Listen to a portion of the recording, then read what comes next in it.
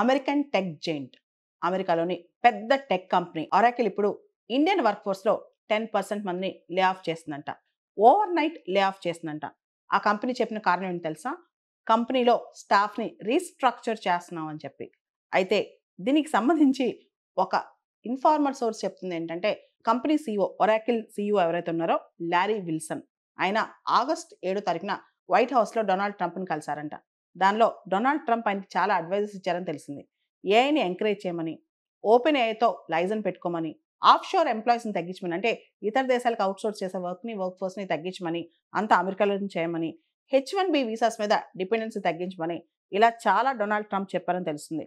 దాంతో చాలా హార్డ్గా ఇండియన్ వర్క్ ఫోర్స్ని తగ్గించింది. భవిష్యత్తులో కెనడియన్ వర్క్ ఫోర్స్ని కూడా తగ్గించే అవకాశం ఉందంట. దీనికి సంబంధించి ఒరాకిల్ ఇప్పుడు చాలా పెద్ద షాక్స్ తగ్గుతున్నాయంట. డొమెస్టిక్ హైరింగ్ బాగా పెంచుతుందంట. ఒక పక్క ఇండియన్ వర్క్ ఫోర్స్ని, కెనడియన్ వర్క్ ఫోర్స్ని తగ్గిస్తూనే ఒరాకిల్ వాళ్ళు అమెరికాలో తమ వర్జీనియా ఆఫీస్ సంబంధించి అక్కడ హైరింగ్ పెంచేశారంట. అక్కడి నుంచి హైరింగ్ చేశారు.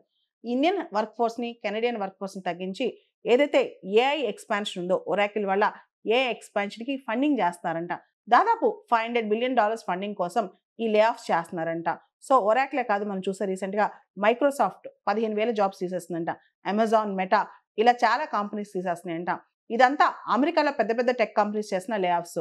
ఇండియాకి వస్తే మనం చూస్తే టీసీఎస్ కావచ్చు, ఇన్ఫోసిస్ కావచ్చు, వీళ్ళు కూడా అదే బాట పట్టారని తెలుస్తోంది. ముఖ్యంగా ఆర్టిఫిషియల్ ఇంటెలిజెన్స్ ఎక్స్పాన్షన్ వచ్చిన తర్వాత మనుషులు చేసే పని ఏఐ చేస్తున్న టైంలో ఇంకా హ్యూమన్ రిసోర్స్ అవసరం లేదు.